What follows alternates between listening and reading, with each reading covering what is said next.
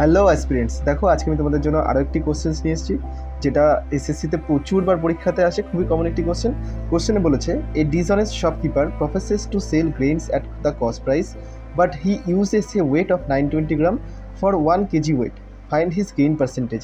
অর্থাৎ সেই ডিসঅনেস্ট দোকানদার কী করে, 1000 গ্রামের জায়গায় মাত্র 920 গ্রাম দেয়।